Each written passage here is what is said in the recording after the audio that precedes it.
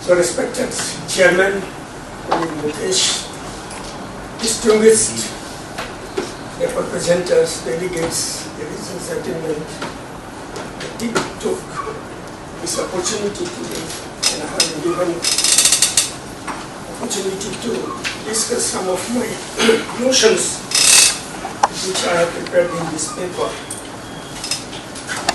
I am Sudhir Kumar Singh. I have been teaching in the Rajiv Gandhi University in Itanagar, that is Arunachal Pradesh, for the last 26 years. And my area of interest is South and Southeast Asia.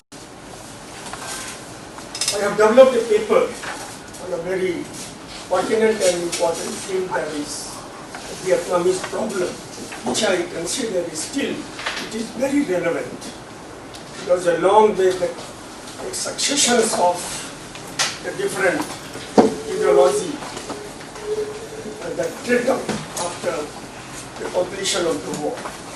So let me allow to just read out some of the very important issues which I have raised in my paper.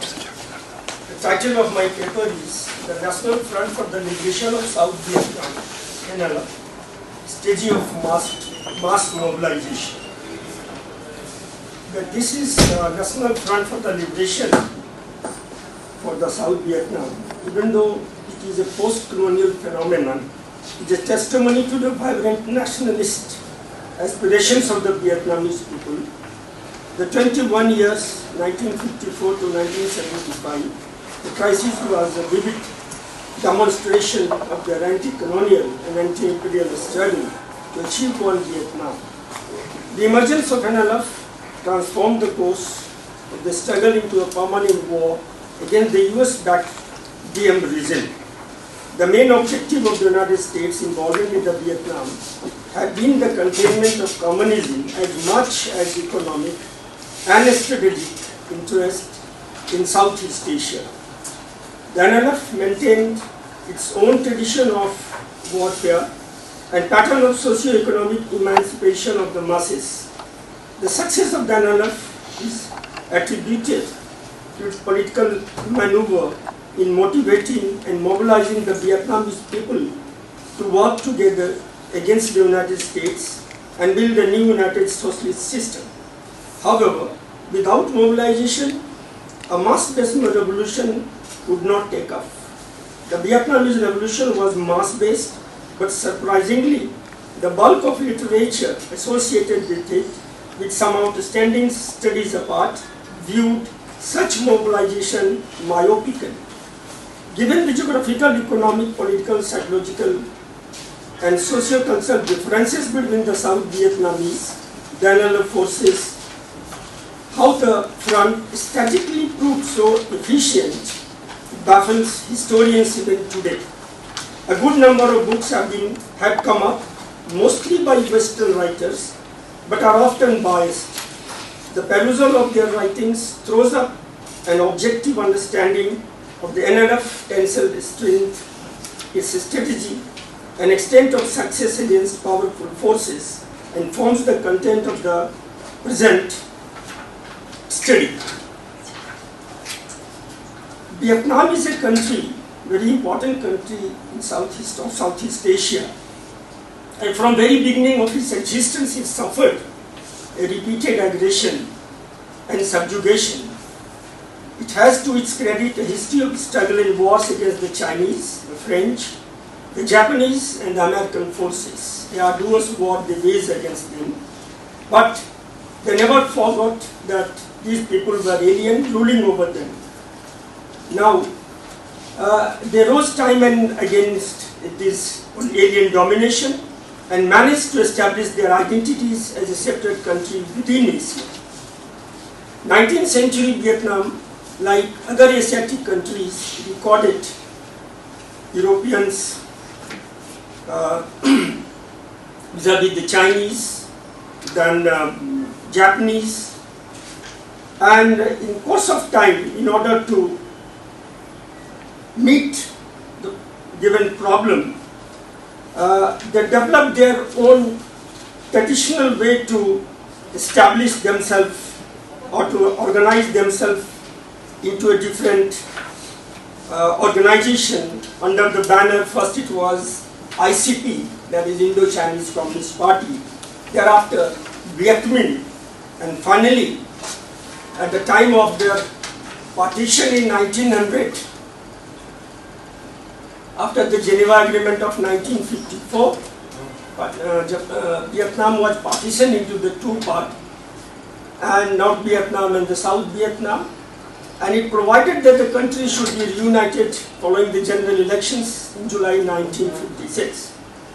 The North Vietnamese expectations for the holding the referendum were denied by the president of the South Vietnam, Ngo Dinh Diem, with strong US support. US Secretary of State John Foster Dulles said that imposition of the communist system on Southeast Asia should not be passively accepted, but should be met by united action. But the Vietnamese accepted this partition with a deep bitterness and gave them uncontested control of only half of the country. As Wilfred Bachet described in his book, North of the 17th Parallel, Saigon at the end of the 1954 was a city of gangsters and assassins, of shots, knife thirst, in a straggler caught in the dark, a city where people spoke in whispers and disappeared without leaving a trace. Beautifully lit and decorated shop front displayed luxury articles, but little which had any relation to Vietnamese needs or purchasing power. The major part of the blames for turning the autocratic system in the South Vietnam that belonged to the US policy makers of that time, as the US perception could see no further than a conflict between the forces of freedom and communists. They never prompted the South Vietnam to introduce reforms on the socio-economic front. I'm skipping some portions. As a result, a very small party emerged on 20th December 1960 by a group of opposition, and the person who were behind this establishment of the party, Nguyen Tan Tap Pat, and it was popularly known as National Front for the Liberation of South Vietnam, and in Vietnamese it is called Mat Tran Dan Toc Giai Phong Mien Nam Viet. The founding principles of this NLF were to provide a new forum to approve the old political setting, habits and commitments, and replace with new ones. The new society to be based on a socialistic pattern of group membership, organization, and idealistic commitments with socialist background. The pertinent point of this study is how the NLF scored a victory over the technologically advanced adversaries, the United States. The US endeavor were moreover backed by the Southeast Asian Treaty Organization partners, the France, Britain, Australia, New Zealand, Pakistan, Thailand, and the Philippines, with supply of man and material. Taiwan and South Korea also lent their support. The NLF, on the other hand, fought single-handed and yet emerged victorious. No doubt, it had the support of the communist countries, the then Soviet Union and China, but the Soviet Union, though it supplied some strategic weapons, never sent its army. The main strength of the NLF was its ideological posture, strategic perception, and effective mobilization. It considered peasants as an important and effective vehicle of its success. It established underground camps, initiated training programs, and undertook relevant educational literary campaigns and programs of social and economic. Please conclude. Oh.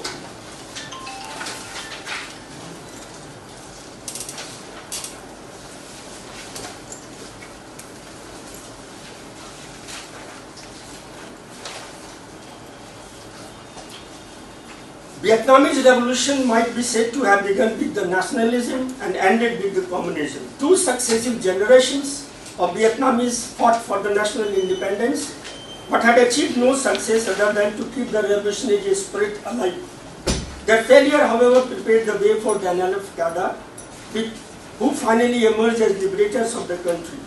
The liberation of South Vietnam, the period from 1960 to 75 is considered symbolically the most crucial period of political development in the history of the Vietnam. The victory was unprecedented, extraordinary, and unique. It had to fight against the superpower besides its internal enemies. The Saigon regime had superior technology, sophisticated training, and multinational forces, and the vast resource at its command. With all those advantages, however, it was routed. In the history of the Afro-Asian world, the NLF victory was truly of unparalleled. However, the period spanning 1.5 decades, the dynamics of this liberation of South Vietnam is manifested, described as truly a second independence after the first one on 2nd September of 1975. These are the old guys. So I was saying that you want to ask some question? That Vietnam emerged as the epicenter of resistance to Western imperialism in general, and American imperialism in particular. And of course it faced China also, and to an extent it was very difficult for small Vietnam to live. Yeah. Huge China, looming large over its head. But then again, what we see at the present time, that Vietnam posing up to Western countries, especially the United States of America, and away from China. So this is again the turn of the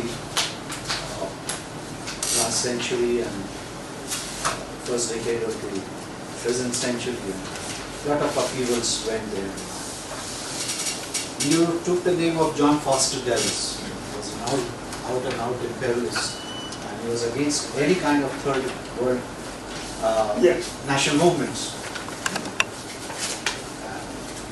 I being a man of West Asia working on it, I would know that how angry he was when Nasser nationalized the Suez Canal, and he was the person instrumental in getting these three powers, Israel, Britain and France, for the tripartite Egyptian nation. Egypt was very close to India because of Nehru, Nasser, Mohammed those days, and on land. So it's a nice paper. If you want to sum up the things what I said, we have to make, one or two sentences and all that. Sure. Now, what I find today, sir, because in 1963, that is a very, very important year in which we find that one of the American president, John F. Kennedy, was assassinated. There was a lot of trouble started in the Vietnam itself. In many months, they committed self-immolations themselves against the atrocities of the Americans. Soviet Union was so much so helpful to the Vietnamese in order against to keep the Americans away from the area. They themselves got disintegrated in the modern time we find. China, who helped very much to the Vietnamese, also we find thereafter their relations got disturbed, and now the Vietnamese very boldly they are sending a message in Asia itself like Asian tigers. So what I mean to say that because of this war, 3 million people died alone in the Cambodia during the Pol Pot region that was also associated with the war. 50,000 Americans lost their lives, it is still fresh. Some more than 1 million Vietnamese lost their lives of their no fault. And I think in the present, the past we cannot just forget, in which Vietnamese tremendously have come up, and now they are giving a very tough competition in the region against though both the countries, the China and the Vietnamese believe the same ideology, but with the different their interest. Thank you very much. Nice paper. Thank you, sir. Thank you, sir. Actually, this is the presidential address by Professor Manoranjan Mohanty. He is a political scientist with expertise on China, Indo-China relations, and now in his absence, Professor Shamir Hassan Sahab is chairing the session, and he is an expert on West Asian history and West Asian politics, and he has got a big name. What to say? Now I am going right on to read the paper. Alternative Historiography, Dan Cheng's Geo-Civilizational Paradigm. All cultures are intercultural.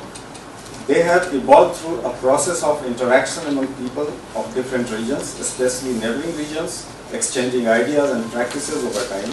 Sometimes this interaction might appear to be a one-way traffic, but when viewed over a long time span, the interaction may actually turn out to be two-way. This two-way process may not always be a benign exchange. It may have moments of truth for one side or the other, or of the attempted imposition of a value system by a victor, facing resistance by a victim. But seen through the historical process, the totality of the experience presents the many dimensions of the interaction as a struggle, as mutual complementarity, or a charm. Ultimately, the interaction constitutes a process of mutual learning. The history of civilization is thus a dynamic process of intercultural evolution. When a nation, a state, or a people of a geographical region, uniqueness of its culture, ignoring its intercultural formation, a major dimension of history is missed. Herein lies the distinction between the geopolitical paradigm that governs much of the state policy and international relations in the modern era, and the geo-civilizational paradigm that Dan Cheng advocates, and which is his main contribution to the study of history and culture. In this theoretical note, written incidentally not by a historian or a cultural studies expert, but by someone interested in the methodological questions involved in the study of terms of discourse, we will first stress the significance of Dan Cheng's enterprise and then discuss the meaning of the term interculturalism and geo-civilizational paradigm. This is then illustrated by reference of Dan Cheng's studies of Indian-China interactions extending over 2000 years, interaction which he characterized at various points with the descriptors Sino-Indic civilization, Himalayan dreams, Simian civilization, Himalaya sphere, and finally China, of 5,000-year odyssey. The Dan Cheng's perspective is then considered as a contribution to the emergence of an alternative historiography, a significant perspective. Based on a lifetime of intensive research on India and China, Dan Cheng has developed a geo-civilizational approach to analyze historical process. In India and China, 20 centuries of civilizational interaction and vibration. Dan and Zheng, 2005 year after referred as 20th century. Okay. Dan Cheng and Jen Yin-Cheng present a perspective of what can be called creative interculturalism, a process of cultural interaction that enriches the creative potentiality of all the participating units. This perspective not only explains the nature of the India-China interaction over the 2 millennia period, but is a generalist theory that can apply to the understanding of the civilizational history of humankind on a global scale. That's where the importance of this perspective and of Dan Cheng's contribution is located. The significance of Dan's perspective lies in the fact that intellectual history in the modern world is premised on theories of cultural conflict based on a gradation of cultures and civilization. European colonialism put European culture on a high pedestal and, using its economic and military power, promoted a knowledge system that propounded the superiority of Western civilization. In the course of the anti-colonial struggle, many philosophers and thinkers of Asia questioned this assertion. In India, M.K. Gandhi presented a thorough critique of Western civilization in his Hind Swaraj in 1909. Rabindranath Tagore had a different response. Tagore upheld the strength of Eastern values and thought and evolved a universalist paradigm for the liberation of humankind. In doing this, Tagore deeply reflected upon the cultural and civilizational legacies of Asia, particularly of India and China.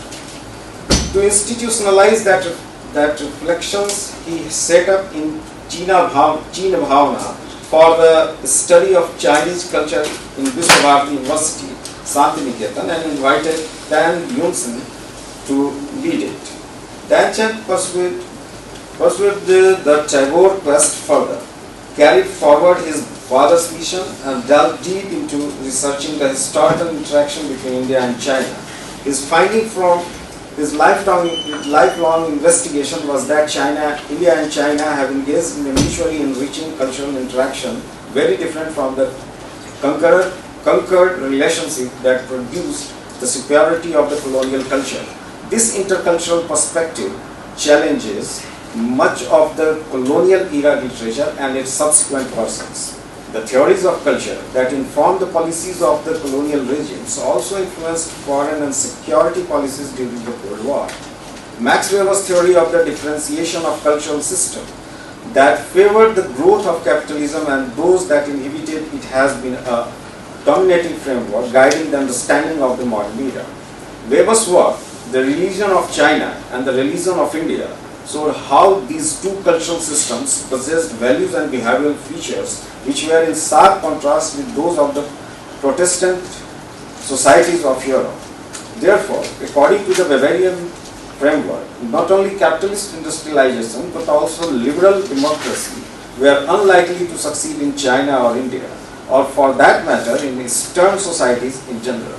Much of this has been disapproved in practice in recent decades as both capitalism and democracy in their local variants have continued to grow in these and other non-Western societies.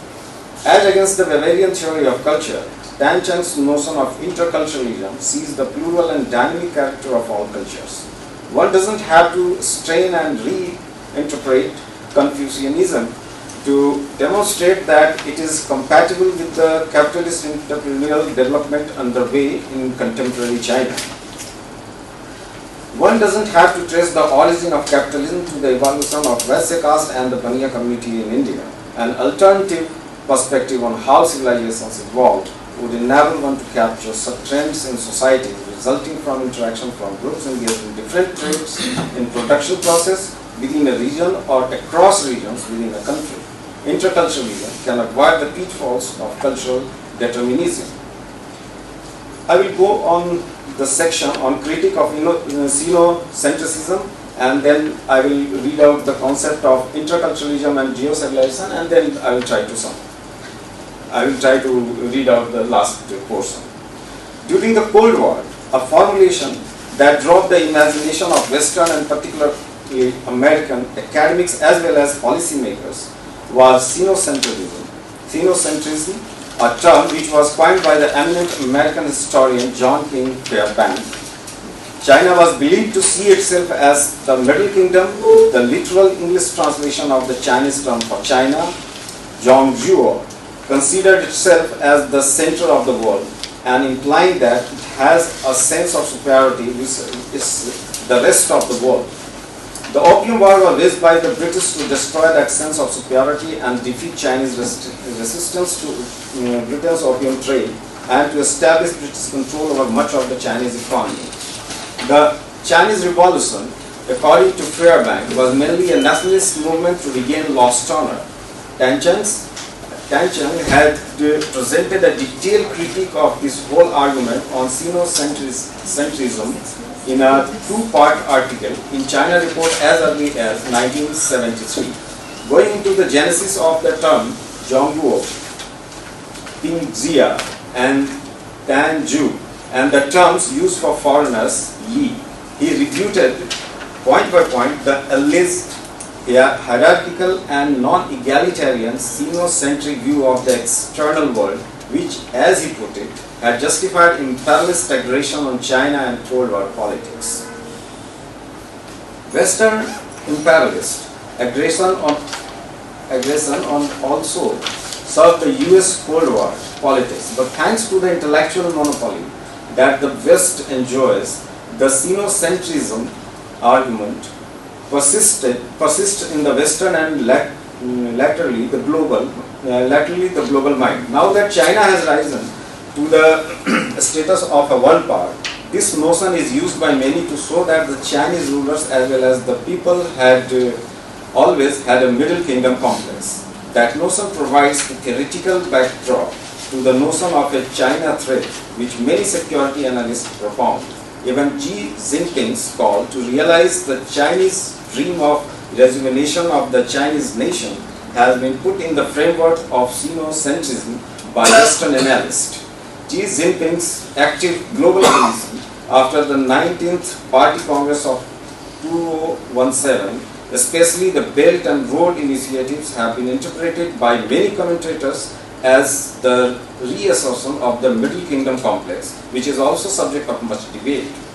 Tan Cheng and many others have provided much historical evidence to substantiate the point that the concept of Middle Kingdom referred to the Central Kingdom, which consolidated power by defeating the surrounding kingdoms in China in the 3rd century BC.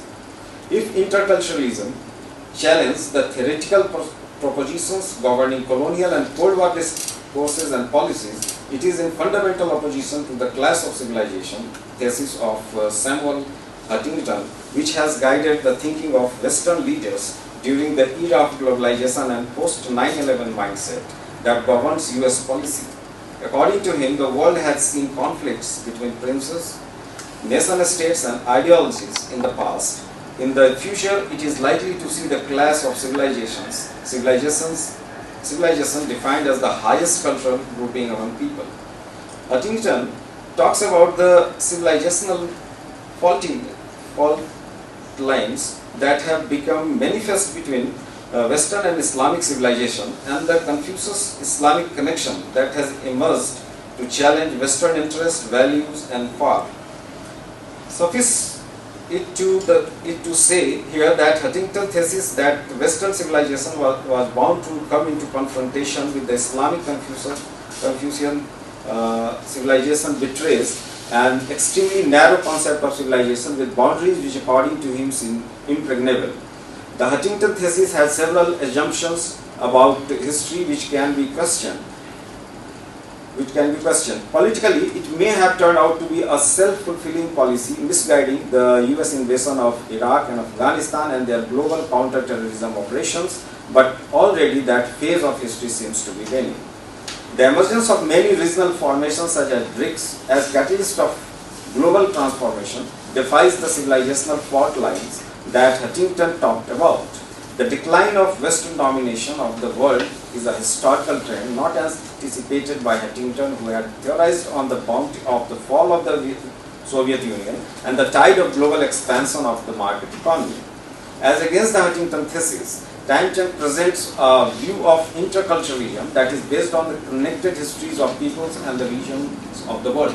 This history highlights the interaction among human groups across the globe and the movement of ideas and theories, values and technology, and natural products and arts. Thus, Tan Cheng's notion of interculturalism is a theoretical tool that challenges the cultural theories of colonial and the Cold War eras and joins the present battle for a cultural understanding of the future of humanity in the 21st century. With the upsurge of cultural identities all over the world, as people seek political power to govern themselves and protect their language, culture and dignity, it is very important to comprehend the notion of interculturalism and the politics underlying the cultural discourses of the past and present. Now I will read out the portion, the concept of interculturalism and geo-civilization, and after 2 paragraphs I will approaching towards the end of this paper. interculturalism, without a hyphen between inter and culturalism, emphasizes the fact that the interaction between cultures has produced a new levels of synthesis between the cultures. A simple definition of culture is that it is a pattern of belief, values and behavior of a body of people. A civilization, simply understood, is a cultural milieu of a large number of people that extends over a long span of time and a relatively wider space. A civilization is also about beliefs, values and behavior, but those which acquire a long presence in history and take form in music, art, literature, architecture and rituals embodying worldviews. A civilization has in it knowledge system that inform human about relationship with nature and among humans. We shall use these working definitions to proceed with our analysis, knowing fully well that definitions of such concepts are always problematic. It is useful to note the differences between intercultural and cross-cultural on one hand and multicultural on the other. Western anthropology engaged in a cross-cultural studies during the colonial period to understand the uniqueness of cultures in different parts of the world, mostly in the colonies of Asia and Africa. Many of these studies were motivated by a scholarly pursuit to discover the cultural traits of communities. Many were guided by Western curiosity to learn about cultures other than those of the home countries of the scholars. However, most of them were meant to provide the intellectual input for colonial governance. One thing was common among them, namely, they considered the objects of their study as bounded cultures, communities, which has various specific features in their physical and behavioral existence, being closed until they were exposed to the outside world, first by invading or migrant communities, and then the colonial administration.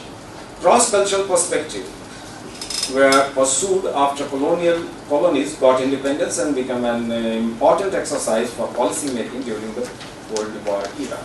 The area studies program as well as the comparative development studies programs promoted the US Social Science Research Council, promoted by the US Social Science Research Council, were a package of cross-cultural studies during the entire Cold War period. The bonded view of cultures formed an important element of the social system theory of Talcott Parsons and the political system theory by David Easton, in which a system was defined in terms of boundary. According to them, an appropriate political culture was a precondition for the successful practice of democracy. The Bavarian theory, which has been extended to explain why the US type of pluralist democracy faced problems in non-Western societies such as India and China. In all these cases, the cultures of studied communities were considered as closed and stagnant until they were exposed to immigrants or invaders. On the other hand, the intercultural perspective considers all cultures as dynamic products of interaction. Rather than a monolithic view of culture, interculturalism sees multiple trends, even contradictory elements in a culture. While the cross-cultural perspective emerged during the colonial era, multiculturalism came to the fore in a different era. The context was the phenomenon of the rising non-European, non-white migrant population in the US, Canada and Europe in the last 2 decades of the 20th century. The Euro-American population slowly came to terms with the presence of the Asian, African, Arab and Latin Americans. Since Canada and the US were countries of European migrants who colonized the land of the natives, in the new context, they needed labor from other countries for which they had to evolve a framework to absorb the migrant population. There was one trend from the white supremacists who were determined to maintain the purity of their culture. The broader trend was to find ways of coping with the new situation. Multiculturalism emerged in this context as a theory enabling recognition of the cultural identities of different groups composing society. Recognition and difference were the two key terms. The US was not to be seen as a white Anglo-Saxon Protestant entity, but as a multicultural society where blacks, Catholics, Muslims, Sycanos, Asians and Arabs were entitled to similar privilege. Multiculturalism was a response to the identity upsurge of many minorities who were to be assured that their cultures were not in danger. One more. Multiculturalism too had an inbuilt belief in the hierarchy of cultures that allowed its practitioners to maintain subtle form of dominance over immigrant identities. It did not give equal respect to all cultures, though it provided some space for the cultural practices of various groups. It no doubt acknowledged areas of confluence, dynamism, and the evolution of cultures. However, it did not grasp the fact that all cultures are product of interaction among cultures. As a result, we not only saw the decline of multiculturalism in the post-9/11 West, we saw the virtual assertion of the superiority of Western civilization on the one hand, propagated through the globalization of capital, and on the other hand, the worldwide drive against terrorism led by the US. Thus, the crucial element in the meaning of interculturalism is a process of mutual exchange of ideas and practices with respect for each other.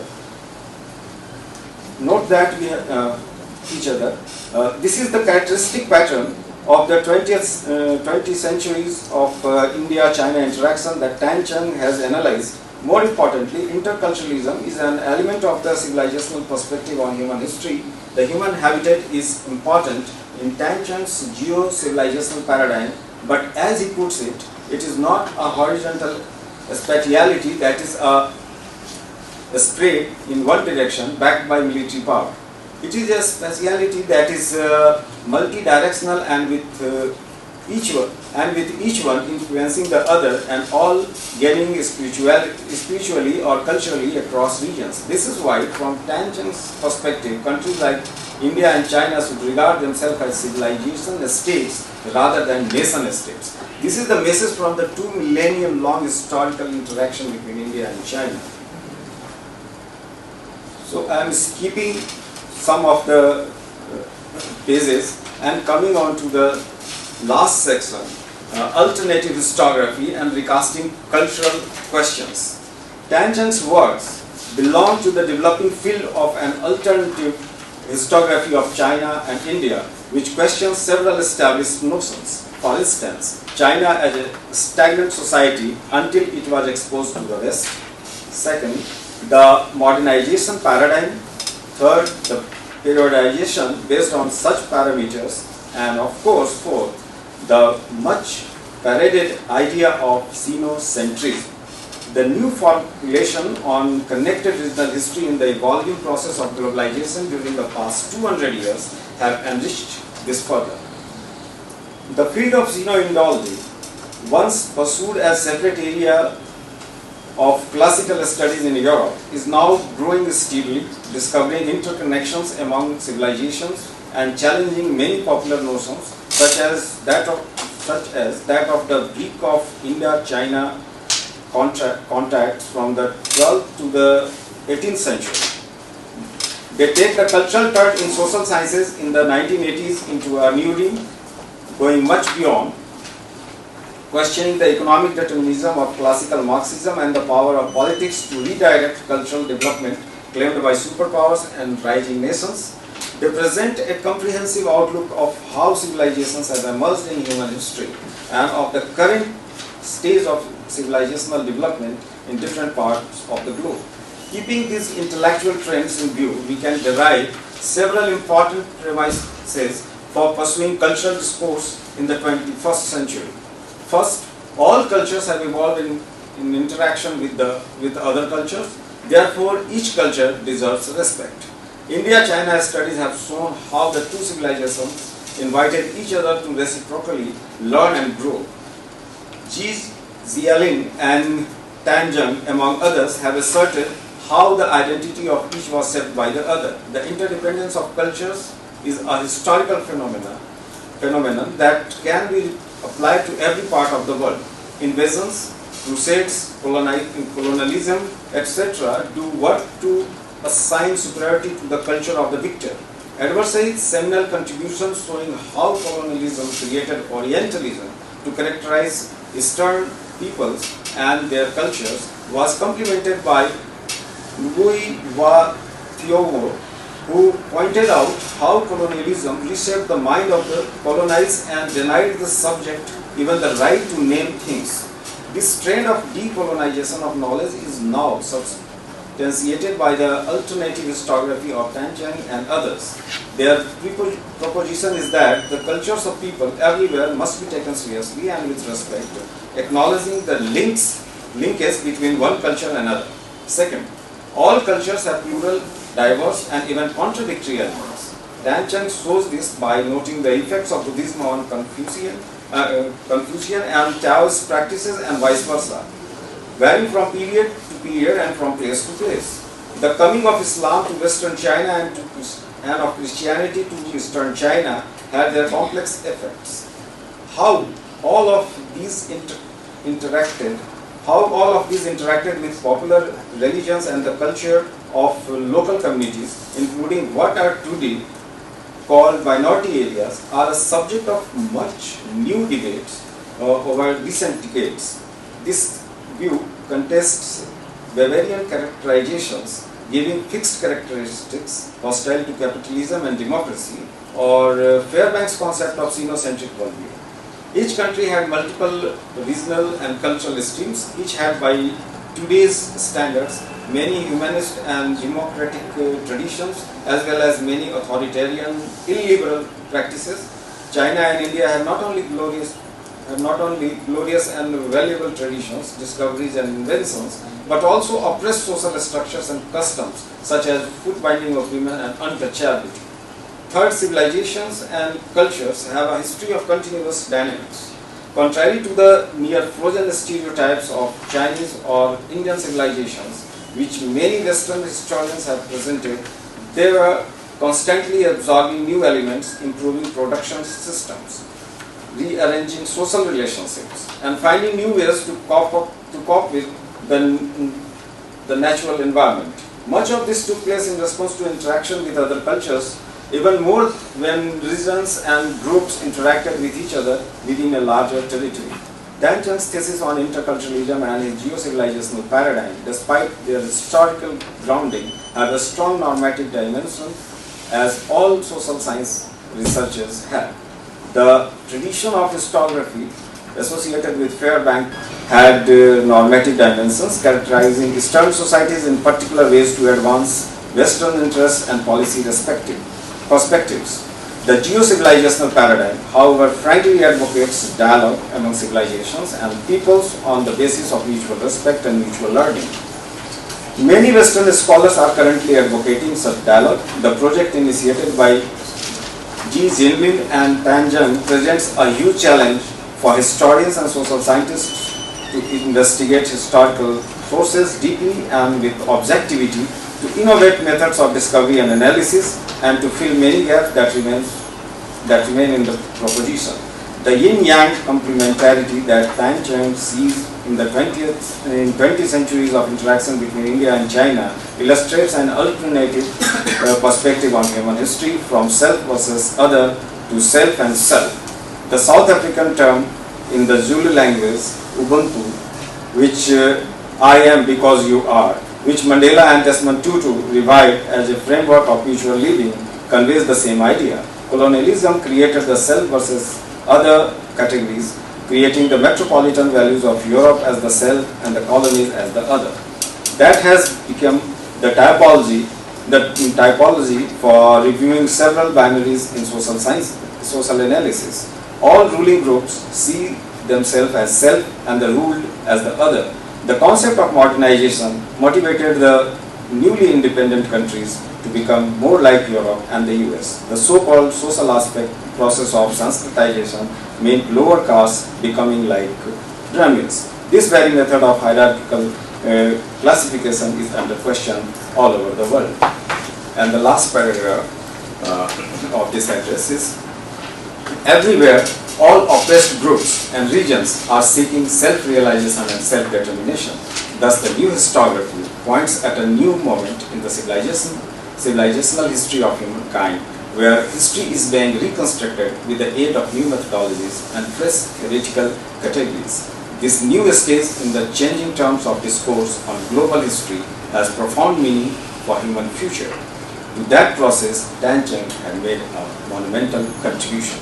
Thank you.